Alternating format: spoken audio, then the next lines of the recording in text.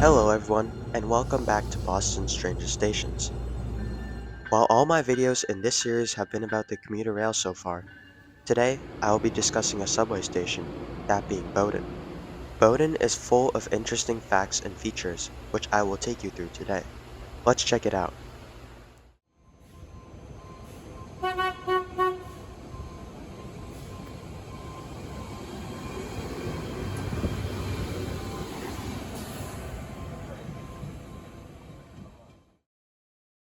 Bowdoin was opened in 1916, operating as the downtown terminal for streetcars coming from East Boston in the East Boston Tunnel.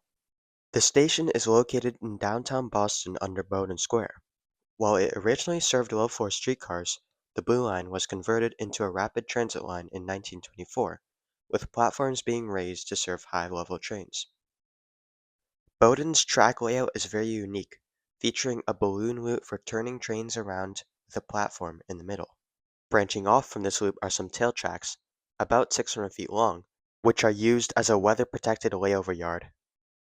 However, these tracks once extended further west through the Joy Street portal and onto Cambridge Street, then connecting to the Red Line at Charles Street. The reason for this was that the Blue Line, at the time, did not have a maintenance facility of its own, so Blue Line trains had to run onto the Red Line and be serviced at the Red Line's now abandoned Elliott Yard.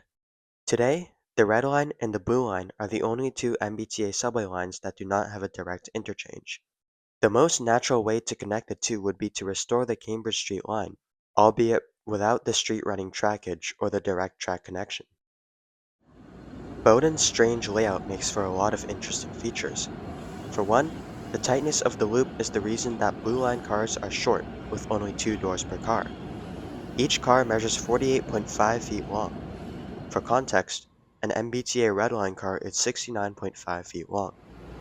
The layout of the station makes for another interesting feature on the trains, door buttons. You see, the platform for boarding is the only remaining rapid transit platform in Boston to only be long enough for 4 cars.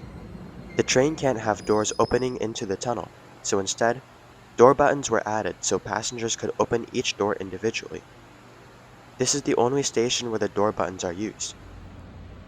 Today, Bowdoin remains one of 2 inaccessible subway stations on the MBTA.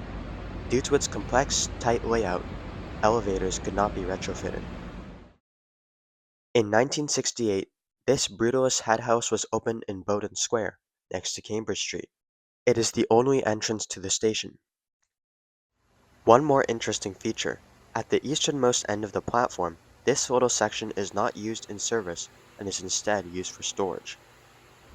Despite its location in downtown Boston, Bowdoin does not have very high ridership, averaging 2,127 weekday boardings in 2019. A potential reason for its low ridership could be its proximity to Government Center, which is just 900 feet away. Bowdoin has had a history of being targeted for closure due to its low ridership.